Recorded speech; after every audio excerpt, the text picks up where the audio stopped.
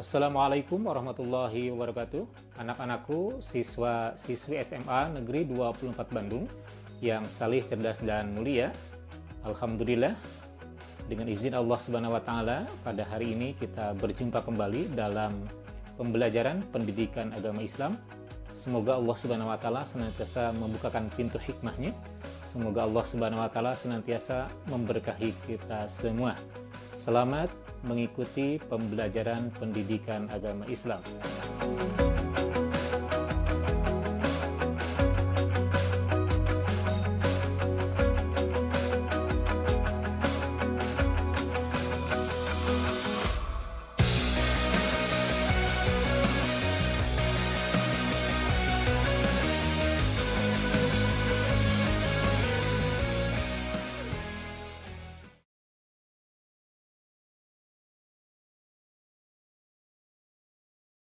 Warahmatullahi wabarakatuh.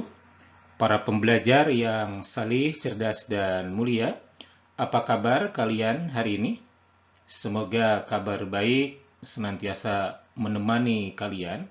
Semoga semakin hari Ananda semakin sehat, semakin hari semakin bahagia, semakin hari semakin bertambah ilmu, semakin hari semakin cerdas, serta semakin hari semoga mampu mengelola emosi, perasaan, pikiran dalam menghadapi situasi kekinian, menghadapi pandemi COVID-19. Semoga musibah pandemi COVID-19 segera diangkat oleh Allah Subhanahu wa Ta'ala dan kembali keadaan normal seperti biasanya. Anak-anakku yang salih, cerdas, dan mulia, pada kesempatan berbahagia ini, kita insya Allah akan mempelajari materi yang sangat luar biasa, yakni Rasul-Rasul kekasih Allah Subhanahu wa Ta'ala, atau iman kepada Rasul-Rasul Allah Subhanahu wa Ta'ala. Hal ini sangat penting kita pelajari, mengingat kita diciptakan Allah Subhanahu wa Ta'ala, tiada lain tujuannya adalah untuk beribadah kepadanya. Lalu ibadah yang seperti apa yang tentunya sesuai dengan perintah dan tuntunan Allah Subhanahu wa Ta'ala. Di sini Allah mengutus para nabi dan para rasul tentunya untuk mengajarkan kepada kita bagaimana tata cara ibadah yang benar. Begitupun kita membutuhkan suri teladan yang terbaik dalam mengarungi kehidupan ini, dan Allah mengutus para nabi tentunya memberikan suri teladan yang terbaik bagi kita.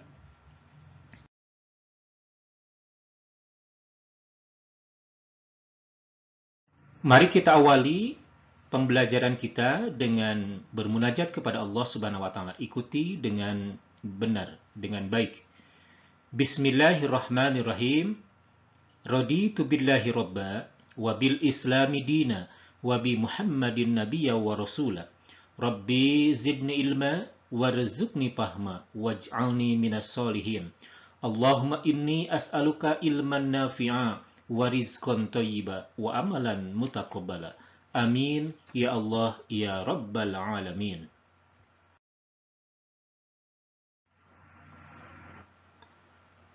Kompetensi dasar materi iman kepada Rasul-Rasul Allah. Yang pertama, meyakini adanya Rasul-Rasul Allah Subhanahu wa Ta'ala. Kemudian yang kedua, menunjukkan perilaku saling menolong sebagai cerminan beriman kepada Rasul-Rasul Allah Subhanahu wa Ta'ala. Lalu yang ketiga, menganalisis makna iman kepada Rasul-Rasul Allah Subhanahu wa Ta'ala. Kemudian yang keempat, menyajikan keterkaitan antara iman kepada Rasul-Rasul Allah Subhanahu wa Ta'ala dengan keteguhan dalam bertauhid, toleransi, ketaatan, dan kecintaan kepada Allah Subhanahu wa Ta'ala. Sebagai pengantar, mari kita simak.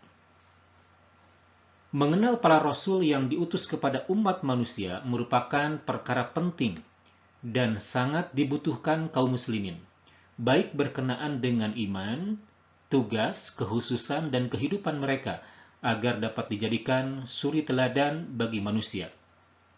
Apalagi di masa kini, dan khususnya kaum muslimin yang sudah jauh dari kenabian dan ajarannya, sehingga sudah menjadi kewajiban setiap muslim untuk mengkaji kembali sirah nabawiyah mengenal kembali risalah yang dibawa oleh Rasul sesuai dengan Al-Quran dan As-Sunnah.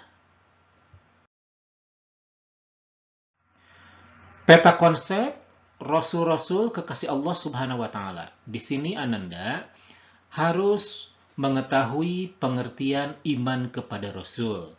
Kemudian mampu membedakan Nabi dan Rasul. Dan juga Ananda harus mengetahui terkait dengan tugas-tugas Rasul-Rasul Allah Subhanahu wa Ta'ala.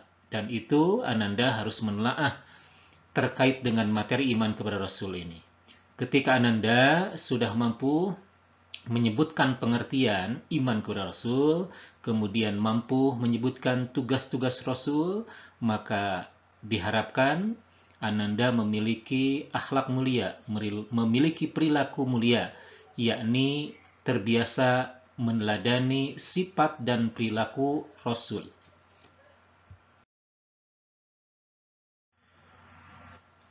Mari kita awali juga dengan membuka relung hati. Keimanan seseorang itu tidak sah sampai ia mengimani semua nabi dan rasul Allah Subhanahu wa Ta'ala.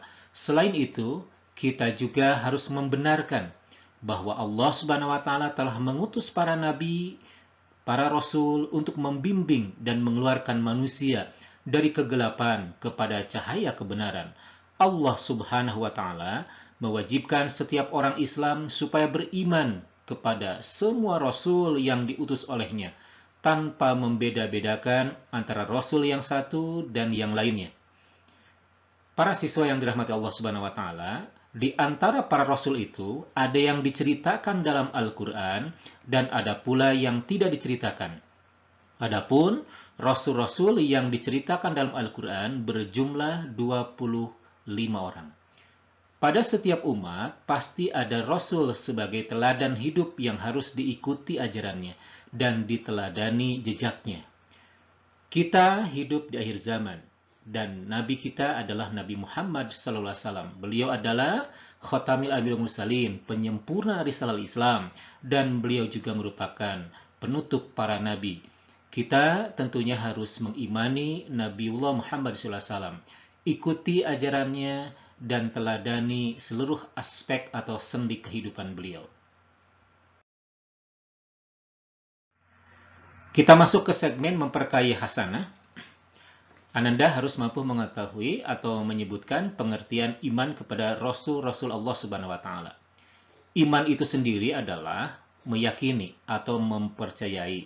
Al-imanu tasdiq biqalbi wa iqraru bil lisan wa amalu bil arkan. Iman itu adalah meyakini di dalam hati, mengikrarkan dengan lisan, dan mengamalkan dengan anggota badan. Iman kepada Rasul berarti meyakini dengan sepenuh hati bahwa Rasul itu benar-benar utusan Allah Subhanahu wa Ta'ala yang ditugaskan untuk membimbing umatnya ke jalan yang benar agar selamat di dunia dan selamat di akhirat. Itu adalah merupakan pengertian iman kepada Rasul Allah Subhanahu wa Ta'ala. Kemudian, Rasul dan Nabi itu ada perbedaannya. Lantas, di mana letak perbedaannya? Mari kita analisa bersama-sama. Nabi itu adalah seseorang yang Allah berikan wahyu, diperintahkan untuk menyampaikan syariat yang telah ada sebelumnya kepada kaum yang mendapatkan kewajiban mengikuti syariat tersebut. Sebagai buktinya, Allah Subhanahu wa Ta'ala mengutus Nabi Harun. Beliau adalah nabi yang diutus untuk menemani Nabi Musa alaihissalam. Nabi Harun tidak menerima syariat baru dari Allah, namun beliau hanya meneruskan apa yang Nabi Musa alaihissalam bawa kepada kaum Bani Israel. Sedangkan Rasul itu adalah seseorang yang Allah berikan wahyu, diperintahkan untuk menyampaikan syariat baru, diutus kepada kaum yang menyelisihi perintah Allah Subhanahu wa Ta'ala. Sebagai buktinya, di antara contohnya, Nabi Isa alaihissalam diutus kepada Bani Israel. Beliau membawa syariat baru untuk menyempurnakan Taurat. Itu adalah merupakan perbedaan Nabi dan Rasul. Baik, Para siswa yang dirahmati Allah Subhanahu wa taala, ini adalah dalil nakli keimanan kita kepada Rasul-Rasul Allah Subhanahu wa taala. Salah satunya ada di dalam Quran surah An-Nisa ayat 136. Mari kita baca bersama-sama. A'udzu billahi minasyaitonir rajim.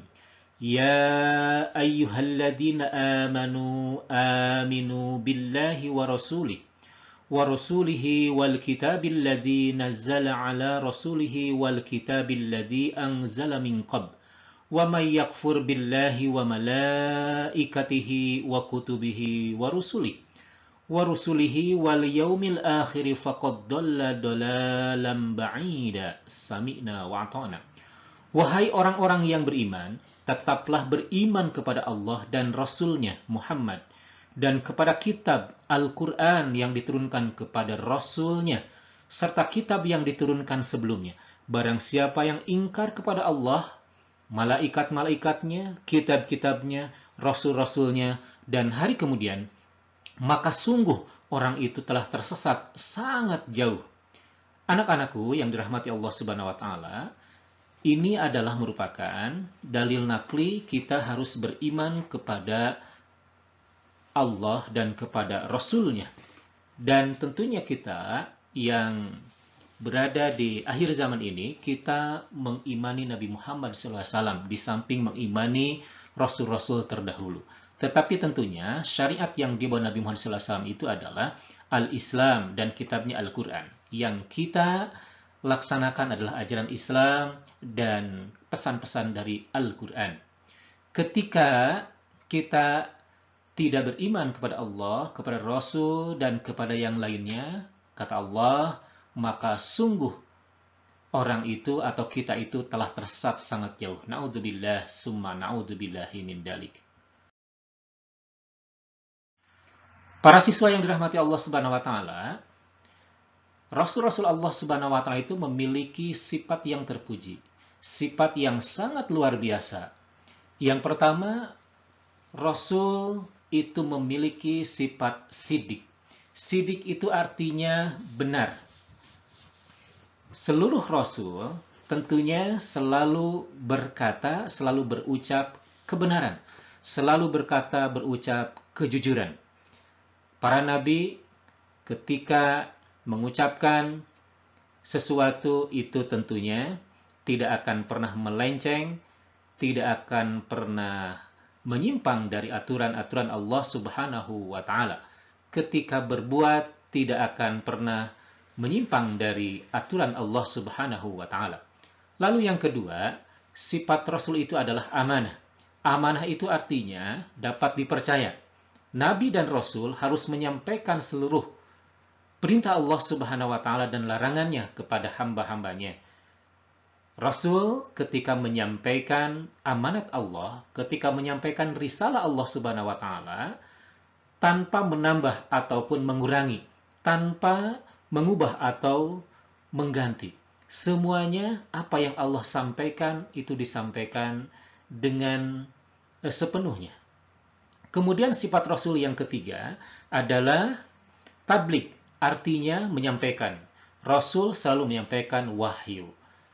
Sebagai contoh, Nabiullah Muhammad SAW, beliau mendapatkan wahyu berupa kitab Al-Quran.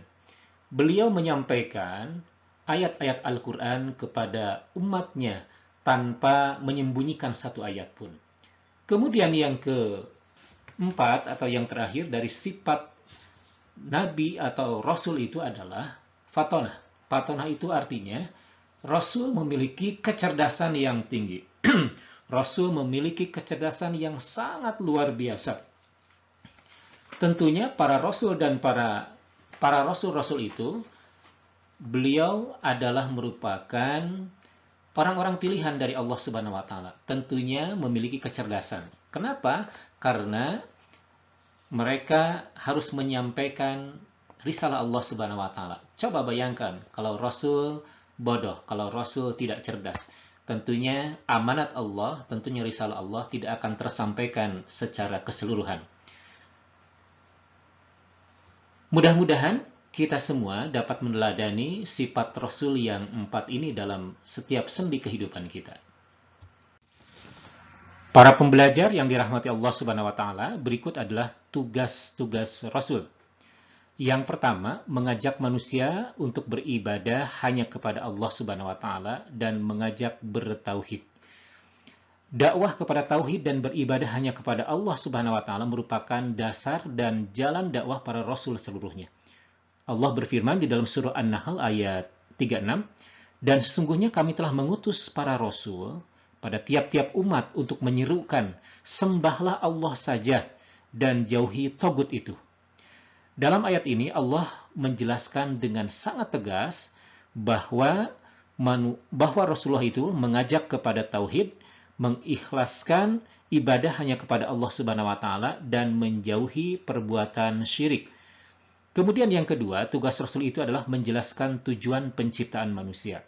Manusia diciptakan oleh Allah hanya satu tujuannya, yakni u'budu, untuk beribadah kepadaku. Dalam surah Ad-Dariyat ayat 56 Allah berfirman, "Wa ma khalaqtul jinna wal insa illa liya'budun."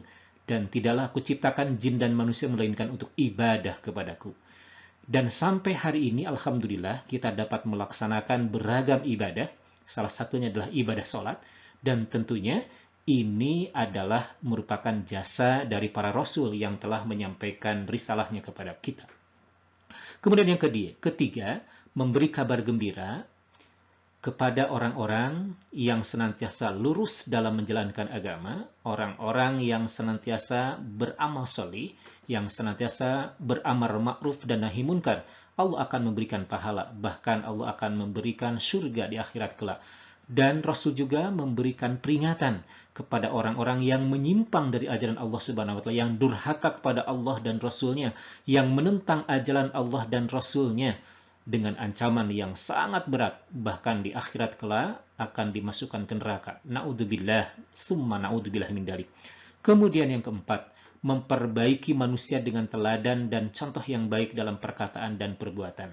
Kita ketahui bersama bahwa Nabiullah Muhammad SAW, beliau diutus adalah untuk menyempurnakan akhlak manusia. Innama bu'istu liutamima makarimal akhlak. Maka di sini kita harus mencontoh Nabi dan Rasul kita Muhammad SAW di dalam berkata-kata atau dalam perbuatan. Kemudian yang kelima, tugas dari Rasul itu adalah menunjukkan kepada jalan yang lurus. Sadar atau tidak sadar, sebetulnya kita memiliki musuh yang nyata, yakni setan laknatullah, yang senantiasa mengajak kepada kita untuk berbuat nista, yang senantiasa mengajak kepada kita untuk menyimpang dari ajaran Allah dan Rasul-Nya. Maka di sini Rasulullah menunjukkan kepada jalan yang lurus. Jangan mengikuti jalan setan. Karena kalau mengikuti jalan setan, kita akan tersesat, akan celaka dunia dan akhirat. Ini di antara tugas Rasul-Rasul Allah Subhanahu wa taala yang harus kita ketahui bersama. Para pembelajar yang dirahmati Allah Subhanahu wa taala, perilaku mulia yang mencerminkan penghayatan iman kepada Rasul. Apa saja yang termasuk perilaku mulia beriman kepada Rasulullah Subhanahu wa taala? Yang pertama, menjunjung tinggi risalah atau ajaran Allah Subhanahu wa taala yang disampaikan kepada Rasulnya. Ketika Ananda mengakui bahwa ajaran Allah itu adalah sesuatu yang hak, sesuatu yang benar, Ananda menjunjung tinggi, kemudian memeliharanya, kemudian mengamalkan ajaran tersebut. Maka Ananda sudah memiliki perilaku mulia. Kemudian yang kedua, melaksanakan ibadah hanya kepada Allah Subhanahu wa taala.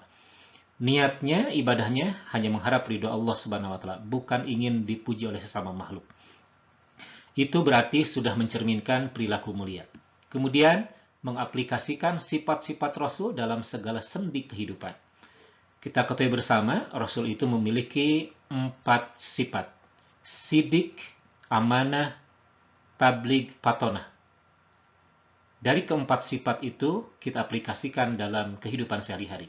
Ananda senantiasa berperilaku jujur.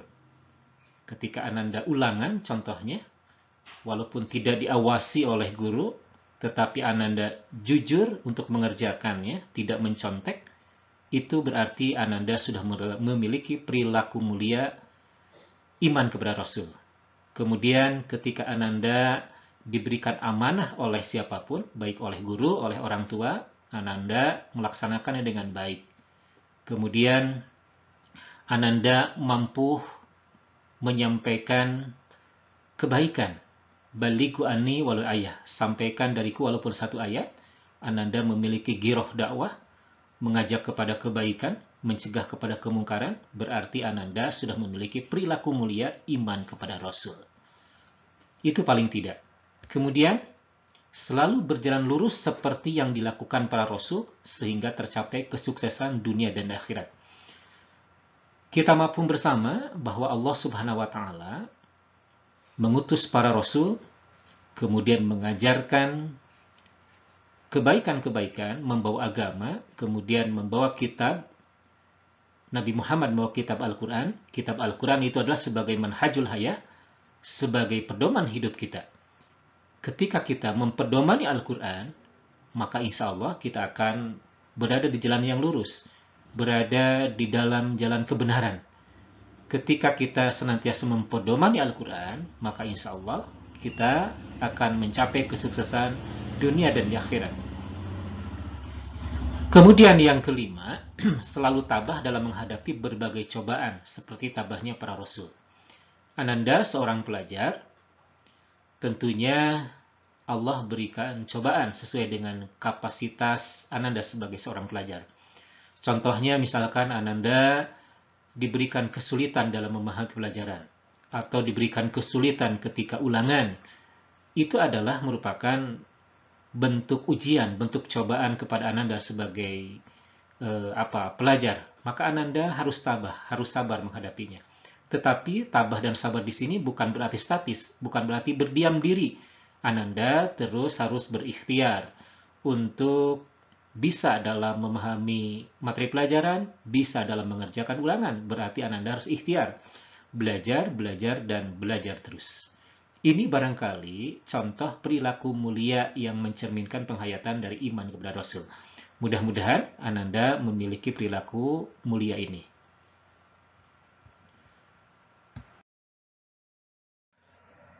Para pembelajar yang dirahmati Allah Subhanahu wa Ta'ala, kita akan bahas terkait dengan hikmah beriman kepada Rasul-Rasul Allah Subhanahu wa Ta'ala. Ketika Ananda sudah iman kepada Rasul-Rasul Allah Subhanahu wa Ta'ala, akan memberikan dampak positif dalam kehidupan sehari-hari Ananda. Yang pertama, semakin sempurna iman Ananda, insya Allah. Kemudian yang kedua, memiliki uswah, memiliki teladan dalam hidup Ananda. Ketika Ananda akan berbuat, maka Ananda akan berbuat sesuai dengan apa yang dicontohkan oleh Rasul Ananda. Ketika Ananda berkata-kata, berucap, maka Ananda akan mengucapkan sesuatu sesuai dengan contoh Rasulullah SAW. Atau dalam aktivitas apapun, dalam sendi kehidupan apapun, Ananda akan senantiasa mencontoh apa yang diajarkan oleh Nabi kita, Nabi Muhammad SAW. Laqad kana lakum fi Rasulillahi uswatun hasanah. Sungguh telah ada pada diri Rasulullah itu uswah, teladan yang terbaik. Kemudian yang ketiga, terdorong untuk melakukan perilaku sosial yang baik. Kita ketahui bersama bahwa Rasul-Rasul Allah SWT itu ternyata memiliki hubungan sosial, perilaku sosial yang baik kepada umat-umatnya. Maka Ananda akan terdorong untuk melakukan perilaku sosial dengan baik kepada sesama kita. Kemudian yang keempat, mencintai para Rasul dengan cara mengikuti dan mengamalkan ajarannya. Ketika Ananda cinta kepada Rasul, buktikan dengan cara mengikuti apa yang diajarkan oleh Rasul-Rasul Allah. Kemudian amalkan dalam kehidupan sehari-hari. Contohnya dalam melakukan ibadah sholat. Ibadah sholat kita harus sesuai dengan sholat yang dicontohkan oleh Rasul kita. Rambu-rambunya adalah sallu kama ra'aitumuni usolli. Salatlah engkau sebagaimana engkau melihat aku salat. Artinya, ketika Ananda salat, gerakan dan bacaannya harus sama persis seperti apa yang dicontohkan oleh Nabi kita, Nabi Muhammad SAW. Begitupun di dalam hal-hal yang lainnya, Ananda harus mengikuti apa yang diajarkan Rasul dan mengamalkan apa yang diajarkan oleh Rasul.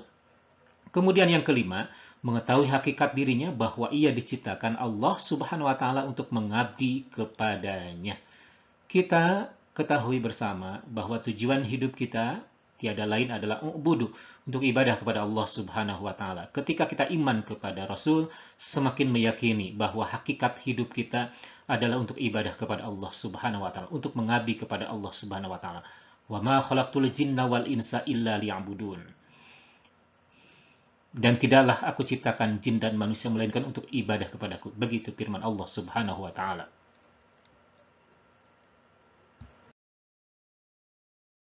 Baik, anak-anakku, pertemuan kali ini dicukupkan sampai sekian.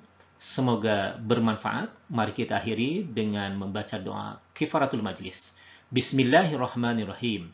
Subhanaka Allahumma wa bihamdika asyhadu an la ilaha illa anta astaghfiruka wa atubu ilaik. Walhamdulillahi rabbil alamin.